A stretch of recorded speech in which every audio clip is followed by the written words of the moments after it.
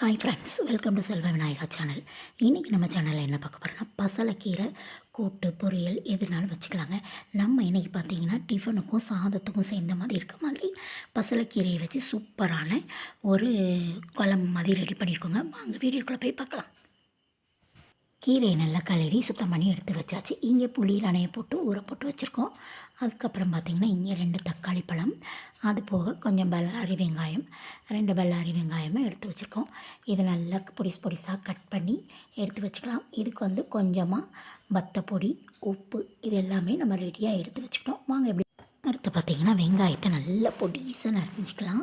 நான் இங்கே ஷாப்பரில் போட்டு வெங்காயத்தையும் தக்காளியும் நல்லா குட்டி குட்டியாக அரிஞ்சு எடுத்து வச்சுக்கிட்டேன். பார்த்திங்கன்னா 2 தக்காளி, 2 பல்லாரி வெங்காயம். அடுப்பில் கடாயை வச்சு அதில் கொஞ்சமாக ஆயில் விட்டுக்கலாம். அந்த ஆயிலில் பார்த்திங்கன்னா கொஞ்சமாக கடுகு, அது போக வெள்ளைப்பூடு இடித்து போட்டிருக்கோம். வெள்ளைப்பூடை நல்லா நச்சு எடுத்துக்கலாம். கொஞ்சம் ஜீரகம், கடுகு, வெள்ளைப்பூடு இதெல்லாம் நல்லா வதக்கிட்டு அதுக்கப்புறம் நம்ம கட் பண்ணி வச்சுருக்கக்கூடிய வெங்காயத்தையும் தக்காளியும் நல்லா போட்டு வதக்கி எடுத்துக்கிடலாம். இது நல்லா வதக்கி எடுத்துக்கிடணும். அதுக்கப்புறமா மித்த இன்க்ரீடியன்ஸை ஒவ்வொன்றா சேர்த்து நல்லா வதக்கிக்கிடலாம். இந்த பக்கம் அடுப்பில் பார்த்திங்கன்னா குக்கரில் பருப்பு அவிய போட்டு வச்சுருக்கோம். இந்த பசலைக்கீரை இப்போ இந்த வெங்காயம் தக்காளி எல்லாம் நல்லா சுருண்டு வந்துருச்சு.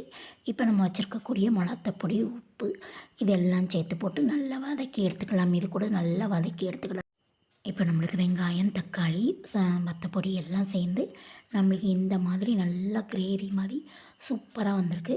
இதுக்கப்புறம் பார்த்திங்கன்னா நம்ம அவிச்சு வச்சுருக்கக்கூடிய குக்கரில் நல்ல பருப்பை கொலையாக அவிச்சு வச்சுருக்கோம். அந்த பருப்பையும் இது கூட போட்டு நல்லா கிண்டிக்கிடலாம்.